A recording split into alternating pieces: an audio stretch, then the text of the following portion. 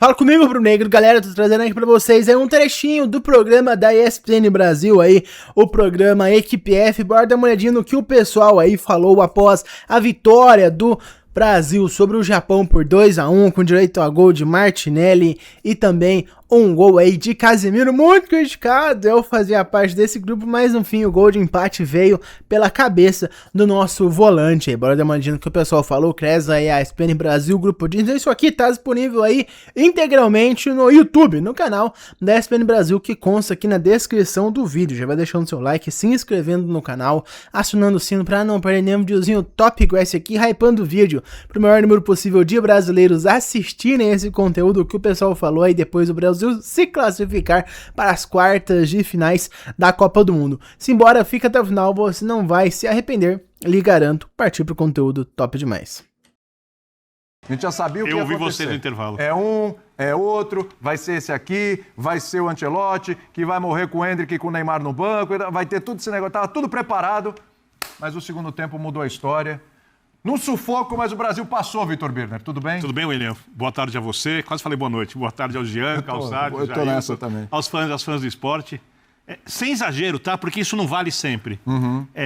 Na camisa, na qualidade individual. Muito. Por mais que o brasileiro não goste, porque eu vejo muita gente já reclamando, na ousadia, muito do treinador por uma formação que deixava o Brasil extremamente exposto contra uma seleção que se encolheu vendo a camisa da seleção brasileira, porque o Japão é muito mais organizado que o Brasil.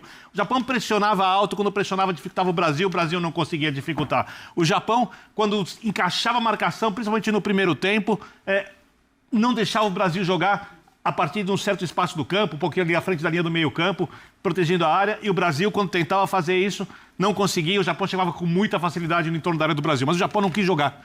Por que o Japão, tão organizado, não quis jogar contra o Brasil? Não estou sendo fanista, estou sendo realista. Entrou a história em campo, entrou o tamanho do Vini Júnior, entrou o Casemiro, porque é um jogador que é respeitado mesmo não sendo jogador do passado. Entraram os dois zagueiros finalistas de Liga dos Campeões, o bicampeão Marquinhos. Entraram vários aspectos que estão no Brasil da Copa do Mundo. Essa é a grande questão. Tá? Então não foi uma vitória do jogo coletivo, apesar de ter acertos. O Brasil ficou levantando bola na área e essa é uma vulnerabilidade do Japão. O Brasil demorou para começar a levantar bolas na área. Quando levantou, o jogo ficou desconfortável. O Japão não criou uma chance de gol. Se o Brasil tivesse sido eliminado, era por um erro individual, porque até quando o Brasil jogava mal, era um jogo de 0-0, ou seja, uma vitória mais do que merecida, apesar de não ter sido um grande jogo do Brasil. Foi um grande jogo de postura. Um grande jogo de atitude, mas obviamente não um grande jogo coletivo. Para ser campeão do mundo vai ter que melhorar. Tem seus problemas, né, Mário Marra? Mas foi um grande teste para a seleção brasileira, já de cara no primeiro mata-mata aí da competição. E o Brasil conseguiu superar essa dificuldade, Mário Marra, tudo bem? Aliás, não só a dificuldade que o Japão impõe, mas as suas próprias dificuldades, né? Sim, William, prazer estar com você, companheiros do Linha, fãs de esportes, para a turma no Brasil. William, pode sair o comentarista e pode entrar o Mário Marra, o CPF Mário Marra? Eu tive a oportunidade de assistir o Jogo do Brasil em um bar aqui em Atlanta, na região da Beltline, aqui em Atlanta, e dividido, torcedores holandeses aqui, torcendo contra o Brasil, isso diz muita coisa, alguns japoneses, mas muito brasileiro. A emoção é legal. É legal de ver o brasileiro fora de casa, que já está fora de casa há muito tempo, torcer pela seleção brasileira. Mas eu concordo, a seleção brasileira não foi bem no primeiro tempo. Ó, os holandeses que eu falei estão passando aqui. Se ele olhar para minha cara, eu vou virar de costas para ele. Sei, vai secar seu time. Então, esse primeiro tempo não foi... Vai, chega aqui para você ver se eu não vou virar de costas para você. Vem. Não vem, eu já tô te avisando, não vem. Então, também, o primeiro tempo não foi legal. Ó, presta atenção, William, presta atenção. Pronto, ó, assim, pronto. Daqui a pouco você vai ver passando aqui, ó, aqui atrás. Tava secando, aí, ó, secou que eu vi. Então, mas o segundo tempo foi bem legal, e acho que assim, gente, é o peso de uma Copa do Mundo. É o peso de uma Copa do Mundo. É o peso de pegar o bilhete hoje à noite e voltar para o Brasil. Então, essa responsabilidade, ela tem que pesar. Ela pesa nos jogadores. Mas ainda assim, aos 95, sai o gol do Brasil. jogando no primeiro tempo mal, mas jogando no segundo tempo muito legal. E um dado que ainda hoje falei cedo no Sport Center, a seleção japonesa concedia muito pouco defensivamente. Era a terceira melhor defesa em oportunidades concedidas, oportunidades claras concedidas ao adversário. A Espanha, a Argentina e depois o Japão. Foram 2 e poderia ter sido mais.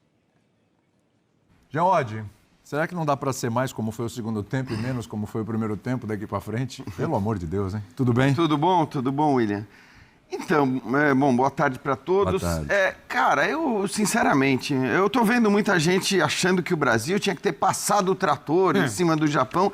Passado eu não sei, o trator não essas dá. pessoas, acho que assim, ou elas vivem há uma década atrás, 2 décadas atrás, ou não viram nada dessa Copa do Mundo, porque, na boa, não dava para esperar isso. Acho que, né, tava todo mundo falando, todo mundo que acompanhou a Copa de perto, que viu de perto os jogos do Japão nessa primeira fase, como esse time é organizado, talvez o mais organizado da Copa do Mundo. Todo mundo sabia que não ia ser fácil. O Brasil tem mais qualidade, tem melhores jogadores, é verdade, mas do ponto de vista de armação de time, tá atrás, é normal que esteja atrás pelo pouco tempo de trabalho do técnico e tudo mais. Então, eu acho que o Brasil fez um bom jogo. Eu acho que o Brasil fazia um bom jogo, um jogo correto, com dificuldades esperadas naquele primeiro quarto. Infelizmente, vamos voltar a dividir o jogo em quartos. Mas no primeiro quarto do jogo, acho que o Brasil até que estava bem. Depois que toma o gol, aí a coisa dá uma degringolada de fato e o Brasil acho que fica nervoso. O Brasil sente, né, mais ou menos como sentiu o começo da Copa do Mundo naquela partida contra Marrocos. E aí, assim, na boa, porque eu acho, né, o Birner falou do Casemiro, mas eu sou daqueles que acham, no intervalo, que o Casemiro tinha que sair. Porque fazia um jogo terrível, porque tinha tomado cartão amarelo e tudo mais. E aí entra aquilo que a gente pode chamar de estrela, de competência, de sorte do treinador. Eu não sei o que é, obviamente ele tem muitas qualidades, né? Mas ele mantém o Casemiro em campo, acho que contra a vontade de 98% da população brasileira. Estava na redação, eu falei, não é possível que ele vai voltar. Ninguém queria o retorno dele. Este mesmo Casemiro faz o gol de empate. O Martinelli, que muita gente não queria ver entrar no segundo tempo, faz o gol da virada. E jogou bem, hein? E jogou bem, e foi importante. Acho que as mudanças que ele fez funcionaram. E acho que o mais importante, no fim das contas, é isso. O Brasil fez um ótimo segundo tempo, sim. O Brasil pressionou, o Brasil foi melhor, o Brasil mereceu passar. Quem queria goleada, repito, eu acho que está vivendo numa outra época ou viu um outro Japão jogar, não esse que a gente viu na Copa do Mundo. Então, eu acho que foi um ótimo resultado. O Brasil, das grandes seleções, das seleções favoritas, talvez tivesse pela frente o adversário mais duro de todos, né? Porque se a gente olhar para o adversário que a França vai enfrentar, que a Argentina vai enfrentar, que a Inglaterra vai enfrentar... Portugal, você pode... com a Croácia é uma outra história. A Holanda com Marrocos. E a Holanda com Marrocos, mas não sei se a Holanda está nesse nível, né, de apostas das pessoas. Então, assim, o Brasil passou de um adversário duríssimo e passou jogando melhor. Acho que era o que dava para pedir para esse momento, para esse nível de trabalho. A gente imaginava, né, Calçade, que ia ser um jogo duro, né? Não ia ser moleza contra o Japão. A gente cansou de falar aqui, aliás, ontem vocês trocaram, já estava aqui ontem. Mandei no ar já, né? Mas tá tudo bem, né, José? Tá tudo certo. Tá doido? Tava aqui ontem, inclusive, o pessoal discutindo, trocando ideias sobre o que seria o jogo contra o Japão. A gente sabe que ia ser um adversário duro, mas você imaginava que ia ser tão difícil quanto foi aquele primeiro tempo, o Calçade? Boa tarde. Boa tarde. Cara, para mim o jogo atendeu a expectativa. Pelo menos, o Japão é uma equipe que não merecia sair da Copa. É claro que é o Brasil, você quer que o Brasil passe. Eu digo, como equipe de futebol, como time... Times ruins, muito piores do que o Japão, vão estar na próxima fase. E, então, o Japão, a Copa merecia ter o Japão, assim como o Brasil, na próxima etapa.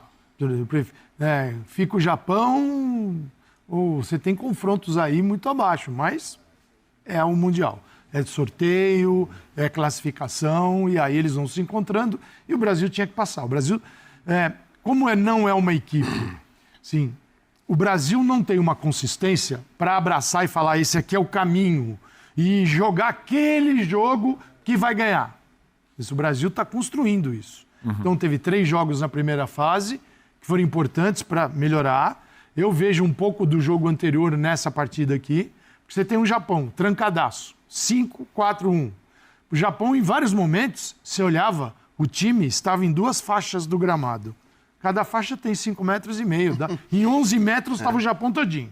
Né? E não é fácil entrar. Mesmo driblando, você tem que driblar 1, 2, 3, porque com esse povo todo... E tá um em cima do outro, você tem dribla um, tem outro na cobertura né? Na hora que você rápida. Abre a bola, você dá um tapinha na bola, o outro... Não é fácil. Então você tem que ter um time muito bem articulado. Por onde? Eu digo que o Brasil trouxe coisas da partida passada para esse, que é... O Brasil tem uma dificuldade muito grande de jogar pelo meio do campo. Há várias Copas. Então, você tem nas beiradas Ryan e Vini, bem na beirada o Vini no primeiro tempo, tentando. O Ryan ignorado pelo time, porque é mais difícil. O Danilo não é um grande companheiro como lateral, e aí o Ryan, a bola não é invertida, o Brasil fica lento, e ali fica enrolado no Japão. Eu achei que hoje foi até mais do que você fala. Você já tinha chamado a atenção para isso no jogo contra a Escócia, mas hoje talvez o Ryan ainda menos acionado. Menos acionado. Né? E o que acontece no meio do campo, né? Pela escalação do Brasil? Você tem Matheus Cunha, que é o vai e vem. Ele é o atacante, ele é o jogador de meio. Né? Então você tem aqui o Matheus Cunha, o Casimiro, Bruno Guimarães, Paquetá. Só que esse time aqui busca jogar pelo lado, porque não consegue se associar por dentro. O Matheus Cunha não fica na linha de zagueiros. Logo, o Brasil conseguia até prender os 5 só com as beiradas, com o Ryan e o Douglas Santos, porém não jogavam. Cara, não jogava, não tinha jogo aqui. O que faz o Ancelotti no segundo tempo? Diante de um Japão que veio para reagir, tá? O Japão não veio para jogar, tá? O Japão veio, bola para o Brasil, 70-30, a posse de bola para o Brasil e velocidade na hora que recupera. Tanto que fez o gol assim, o tempo todo, os 90 minutos. Foram assim, é que o Brasil teve altos e baixos, tomou o gol e ruiu, né? Exatamente. O Brasil depois tomou do o gol o Brasil ruiu. E desmontou. E o Casimiro é um caso à parte, porque ele faz o gol, mas o Casimiro não está fazendo uma boa Copa. Sim. Então, uma coisa é o gol, o maravilhoso, a outra é o gol é um momento decisivo no jogo, mas os 90 minutos a gente tem que olhar a atuação dele no aspecto global. E ele está mal na Copa do Mundo. Verdade. Se, por exemplo, o erro maior foi do Danilo, né? Mas durante o jogo até eu entrei nas redes sociais, vi muita gente falando, cara, de como o Casimiro correu, que é verdade, bicho. Se você, no canal de Flamengo, se você talvez seja flamenguês, Danilo, se você conhece o Pedro correndo, que é um jogador lento no Flamengo, é talvez um dos, se não um jogador mais lento, mais pesado, menos móvel do time do Flamengo. O Pedro parecia rápido, perto do Casemiro correndo, tá? Você viu o jogo, com certeza você viu o quão pesado o Casemiro parecia. Apesar de serem fases diferentes, o Pedro tá aí, teoricamente, vendo o auge da sua fase com o jogo de futebol, enquanto o Casemiro está longe, tá bem mais perto da sua aposentadoria do que do seu auge que foi no Real Madrid. Você vai perceber, apesar disso, cara, o Casemiro inevitavelmente estava bem pesado. A culpa é dele do gol? Não, não é. O Danilo que fez um passe tremendo e deu a bola no pé do jogador do Japão e abriu o placar 1-0 pro Japão. Mas, sem dúvidas algumas, se fosse o Danilo Santos ali, esse gol provavelmente não teria acontecido. Uma fala minha. Mas se fosse Danilo Santos, talvez nós não tivéssemos empatado o jogo com o Casemiro. Então, no final, tudo deu certo. Mas, sem dúvida alguma, aquele gol só aconteceu porque era o Casemiro. Se fosse outro volante ali, seja o Ederson da Atalanta, seja o Paquetá jogando como volante, seja o Danilo Santos, que eu falei, aquele gol provavelmente não teria ocorrido. Provavelmente o cara teria conseguido pegar o japonês na corrida e mesmo, talvez, tendo feito o cartão amarelo, conseguiria impedir o gol. Mas enfim, essa é a minha opinião.